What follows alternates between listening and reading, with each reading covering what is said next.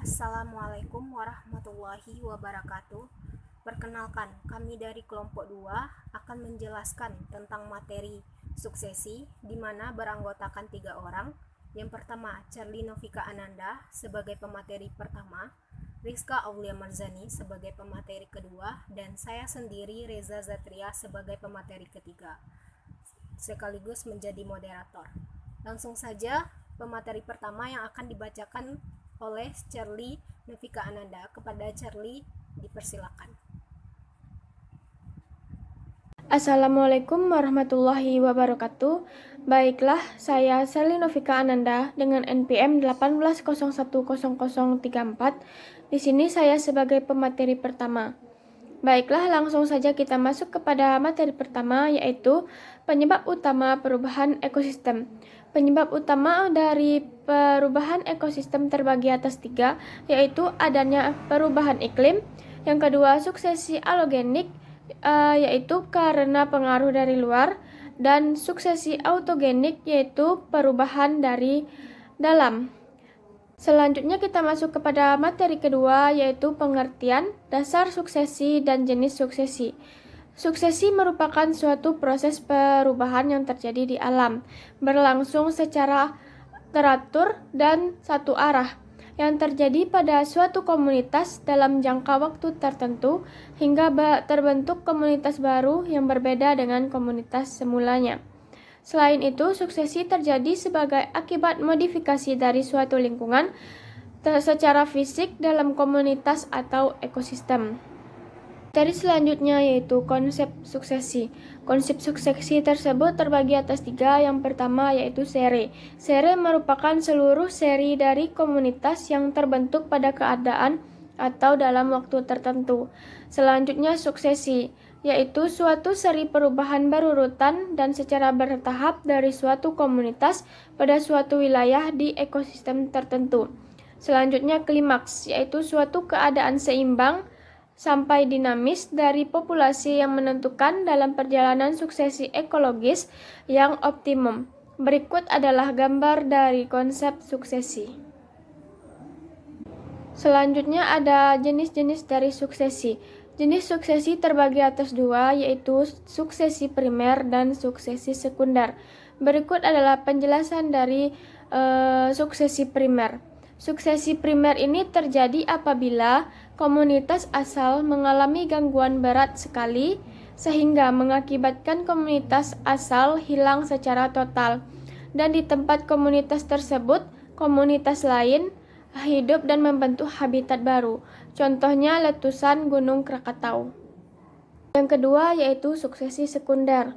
Terjadi akibat adanya gangguan yang menyebabkan suatu komunitas tersebut rusak, baik secara alami maupun secara buatan, di mana gangguan tersebut tidak merusak secara total suatu komunitas di wilayah tertentu, melainkan masih adanya organisme-organisme yang hidup di daerah awal tersebut tersisa.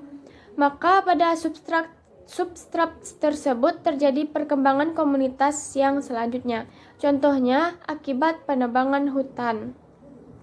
Baiklah, masuk ke materi selanjutnya yaitu pendekatan pengkajian, di mana terbagi atas 2, yaitu pendekatan kajian suksesi lama atau tradisional dan pola suksesi modern. Di sini pendekatan kajian suksesi lama atau tradisional terbagi atas, yaitu pertama suksesi. Suksesi merupakan suatu proses perkembangan dari suatu komunitas yang teratur dan meliputi perubahan komposisi jenis dan fungsi dari suatu ekosistem melalui waktu tertentu. Yang kedua yaitu fase awal dari suksesi, struktur komunitasnya sederhana dan dikuasai oleh tumbuhan yang berumur pendek. Yang ketiga yaitu suksesi berkulminasi dalam komunitas klimaks. Di sini yang paling besar, paling efisien, dan komunitas paling kompleks dari habitat yang mendukungnya. Yang keempat, suksesi dari habitat yang berbeda. Di sini habitat tersebut dapat mengarah pada komunitas klimaks yang sama. Selanjutnya yang kelima yaitu faktor penting yang berpengaruh terhadap bentuk komunitas klimaks tersebut adalah iklim. Teori suksesi tradisional atau lama ini sangat kaku dan lebih menekankan kepada pola berpikir deduktif dan pembuktian yang bersifat relatif sangat sedikit. Kasus suksesi telah dikaji secara rinci karena meliputi suatu perubahan waktu yang panjang dan dalam beberapa dekade dan sangat sulit untuk mengelolanya di suatu penelitian. Baiklah, yang kedua yaitu pola suksesi modern. Terbagi atas beberapa pola, yaitu yang pertama pola aliran energi. Selama suksesi mencapai klimaks, pola energi dalam ekosistem berubah secara mendasar. Perubahan ini direfleksikan dalam besaran standing crop-nya dalam suatu sistem. Yang kedua yaitu produktivitas. Produktivitas kotor dari ekosistem meningkat selama suksesi sampai menuju kepada suatu tingkat klimaksnya. Peningkatan ini sebanding dengan keadaan standing crop-nya. Yang ketiga yaitu efisiensi ekologi. Penurunan efisiensi ekologi dari suatu ekosistem yang matang adalah fungsi dari pola produktivitas dari tumbuhan yang besar, yang hidupnya dalam komunitas klimaks. Yang keempat ada struktur trofik, di mana fase seral awal ada alternatifnya mempunyai rantai makanan yang pendek. Kerusakan dapat terjadi dengan mudah apabila salah satu rantai hilang, maka tidak ada alternatif untuk pengairan air lagi energinya. Begitu pelapisan dari ekosistem terbentuk dan versitas jenis meningkat, maka struktur trofil menjadi lebih kompleks dan terbentuknya suatu jaring makanan. Yang kelima yaitu perubahan siklus nutrisi. Dalam setiap proses suksesi, jumlah nutrisi yang bersiklus dalam setiap fase awal adalah kecil. Penimbunan dalam ekosistem juga kecil, sehingga pertukaran nutrisi antara komponen biotik dan abiotik terjadi cepat karena umur organismenya yang pendek. Baiklah, sekian materi yang dapat saya sampaikan.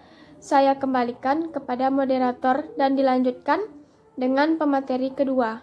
Baiklah, Assalamualaikum warahmatullahi wabarakatuh. Baik, terima kasih kepada Saudari Serly.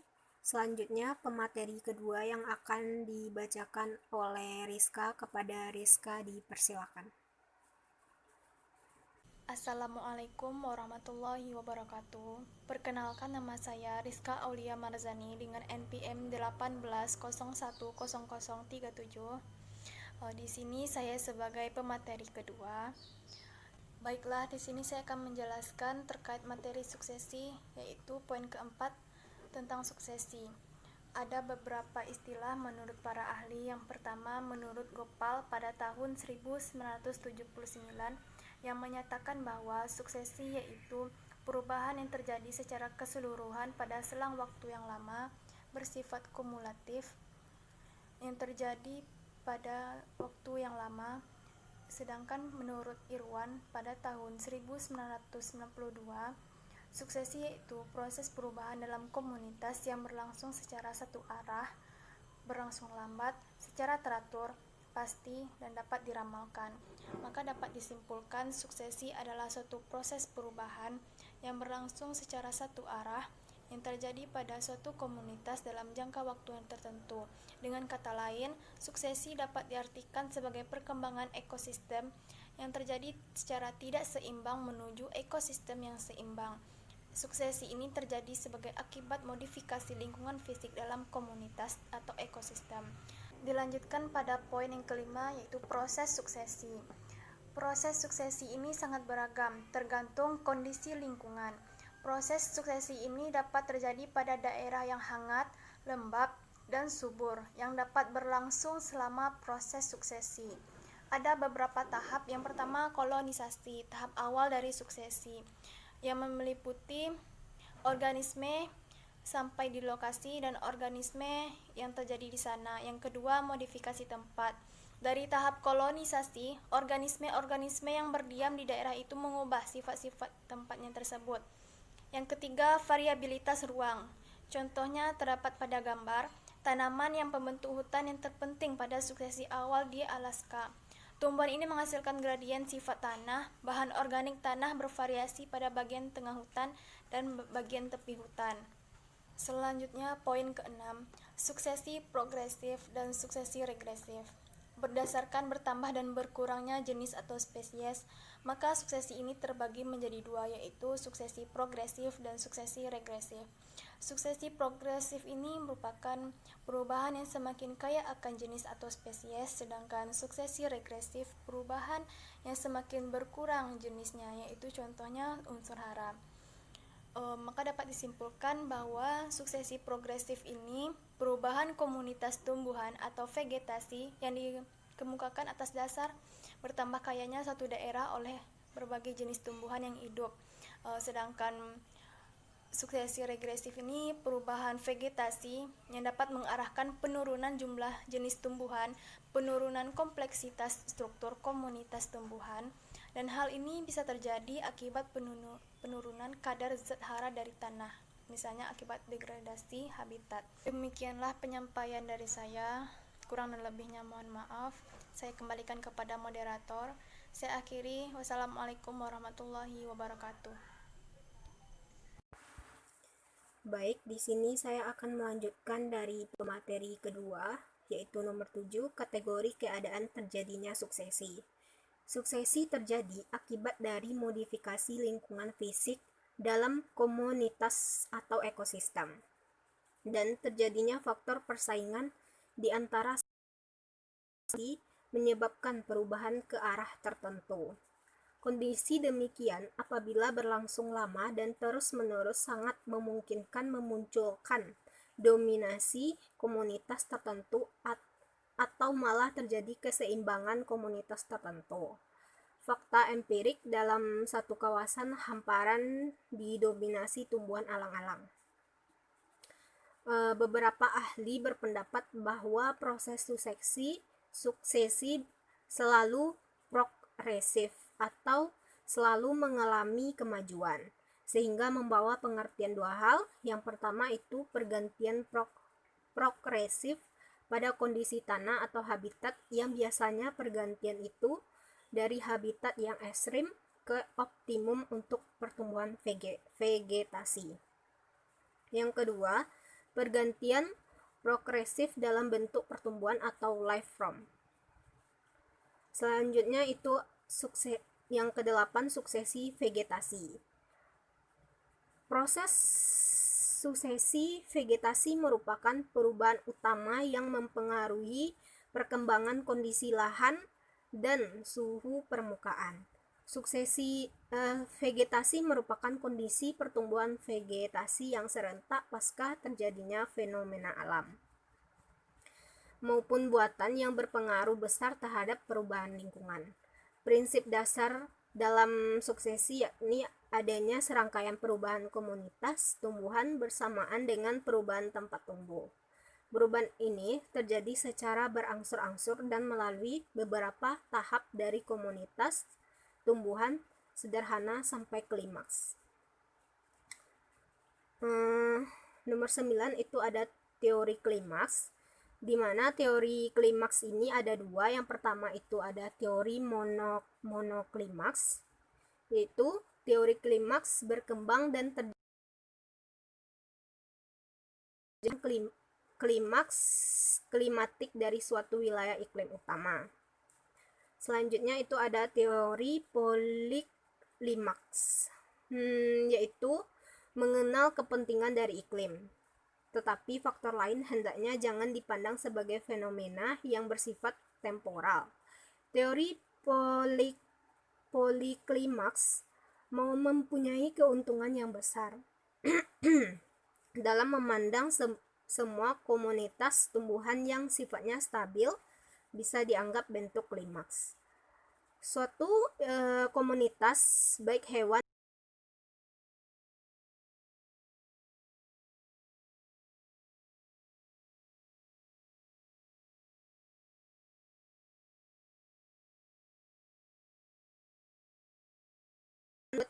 sistem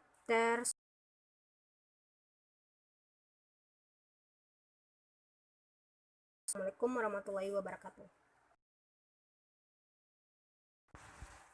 Baik, mungkin itu presentasi dari kelompok kami. Kalau ada salah dan janggal, kami mohon maaf. Assalamualaikum warahmatullahi wabarakatuh.